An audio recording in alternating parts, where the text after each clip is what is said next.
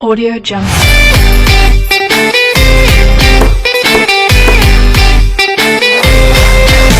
Audio Jungle.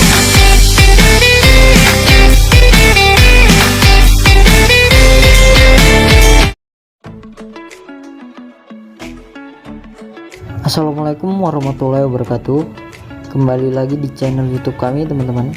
Nah, kali ini kembali lagi dari kelompok 4 kelas A manajemen Stambuk 2020 di Universitas Negeri Medan. Nah, kali ini kami akan melanjutkan tentang menjelaskan materi tentang manajemen agribisnis. Nah, dalam kesempatan kali ini kami akan menjelaskan tentang manajemen risiko agribisnis. Sebelumnya saya mengucapkan terima kasih kepada Bapak Hendra Saputra SEMSI selaku dosen pengampu manajemen agribisnis yang telah membimbing kami hingga makalah ini selesai dengan baik. Nah, sebelum memaparkan materi, saya akan memperkenalkan anggota kelompok kami. Yang pertama saya sendiri, Ahmad Sidik. Yang kedua yaitu ada Andika Ferdiansyah Harahap. Yang ketiga ada Aura Davisamah. Yang keempat ada Carol Robeka Bukit. Yang kelima ada Cindy Wulandari. Dan yang keenam ada Devi Yulia. Nah, untuk selanjutnya kami akan menjelaskan tentang bagaimana manajemen risiko di dalam agribisnis. Pengertian manajemen risiko. Manajemen risiko adalah suatu pendekatan terstruktur atau metodologi dalam mengelola ketidakpastian yang berkaitan dengan ancaman. Suatu rangkaian aktivitas manusia termasuk penilaian risiko, pembangunan strategi untuk mengelolanya, dan mitigasi risiko dengan menggunakan pemberdayaan atau pengelolaan sumber daya. Manajemen risiko adalah suatu proses mengidentifikasi, mengukur risiko, serta membentuk strategi untuk mengelolanya melalui sumber daya yang tersedia.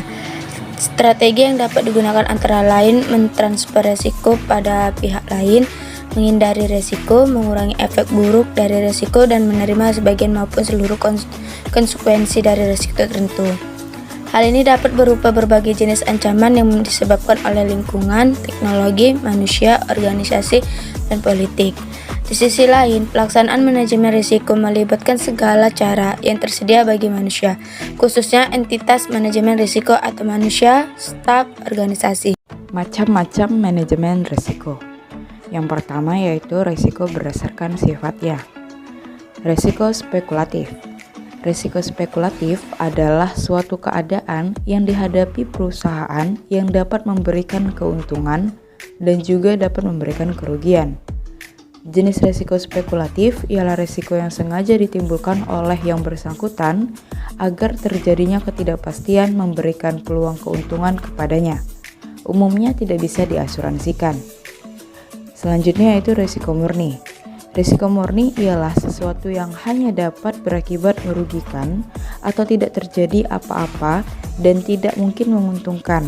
Salah satu contohnya ialah kebakaran. Apabila perusahaan mengalami kebakaran, maka perusahaan tersebut akan mengalami kerugian. Salah satu cara menghindari risiko murni ialah dengan asuransi. Yang kedua yaitu risiko berdasarkan dapat tidaknya dialihkan. Nah, di sini ada yang pertama, risiko yang dapat dialihkan. Risiko yang dapat dialihkan yaitu risiko yang dapat dipertanggungan sebagai objek yang terkena risiko kepada perusahaan asuransi dengan membayar sejumlah premi. Dengan demikian, kerugian tersebut menjadi tanggungan atau beban perusahaan asuransi. Nah, yang kedua yaitu risiko yang tidak dapat dialihkan. Risiko yang tidak dapat dialihkan yaitu semua risiko yang termasuk dalam risiko spekulatif yang tidak dapat dipertanggungan pada perusahaan asuransi. Nah, selanjutnya yang ketiga yaitu risiko berdasarkan asal timbulnya. Ini terdapat dua. Yang pertama yaitu risiko internal. Risiko internal yaitu risiko yang berasal dari dalam perusahaan itu sendiri. Misalnya, risiko kerusakan peralatan kerja pada proyek karena kesalahan operasi, risiko kecelakaan kerja, risiko mismanagement, dan sebagainya. Yang kedua yaitu risiko eksternal. Risiko eksternal yaitu risiko yang berasal dari luar perusahaan atau lingkungan luar perusahaan. Misalnya risiko pencurian, penipuan, fluktuasi harga, perubahan politik, dan sebagainya. Tahap-tahap dalam manajemen risiko. Yang pertama, mengidentifikasi terlebih dahulu risiko-risiko yang mungkin akan dialami oleh perusahaan.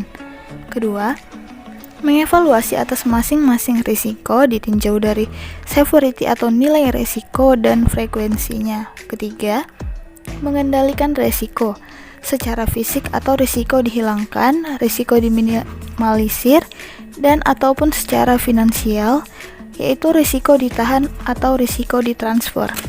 Yang keempat, menghilangkan risiko berarti menghapus semua kemungkinan terjadinya kerugian. Misalnya, dalam mengendarai mobil di musim hujan, kecepatan kendaraan dibatasi maksimal 60 km per jam. Yang selanjutnya, meminimalisir risiko dilakukan dengan upaya-upaya untuk meminimumkan kerugian. Misalnya, dalam produksi, peluang terjadinya produk gagal dapat dikurangi dengan pengawasan mutu atau quality control. Selanjutnya, menahan sendiri risiko berarti menanggung keseluruhan atau sebagian dari risiko, misalnya dengan cara membentuk cadangan dalam perusahaan untuk menghadapi kerugian yang bakal terjadi atau retensi sendiri. Yang terakhir, pengalihan atau transfer risiko dapat dilakukan dengan memindahkan kerugian atau risiko yang mungkin terjadi kepada pihak lain, misalnya perusahaan asuransi. Kemudian mengidentifikasi risiko. Mengidentifikasikan risiko merupakan proses analisa untuk menemukan secara sistematis dan berkesinambungan atas risiko atau kerugian potensial yang dihadapi perusahaan. Oleh karena itu, diperlukan checklist untuk pendekatan yang sistematis dalam menentukan kerugian potensial. Perusahaan yang bersifat operasinya kompleks, berdiversifikasi, dan dinamis, maka diperlukan metode yang lebih sistematis untuk mengeksplorasi semua segi. Metode yang dianjurkan adalah sebagai berikut. Yang pertama, kuesioner analisis risiko atau risk analysis questionnaire. Yang kedua, metode laporan keuangan, financial statement method.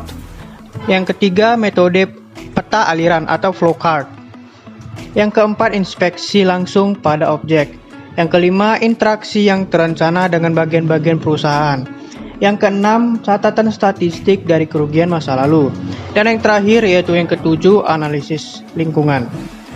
Kesimpulan, resiko adalah kemungkinan kejadian atau keadaan yang dapat mengancam pencapaian tujuan dan sasaran organisasi. Sedangkan manajemen risiko yaitu upaya dalam bentuk aturan maupun tindakan yang ditujukan untuk mengoptimalkan atau meminimalisir risiko atas suatu portofolio sesuai dengan kebijakan investasi masing-masing dana kelolaan. Penerapan sistem manajemen risiko mengacu pada peraturan serta ketentuan yang tertuang dalam kebijakan perusahaan. Manajemen risiko dan pengendalian internal memiliki kesamaan materi dan komponen, dan saling terkait satu dengan lainnya.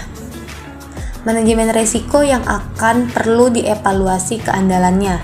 Sementara itu, aktivitas pengendalian akan menjadi optimal dengan menggunakan pendekatan risiko.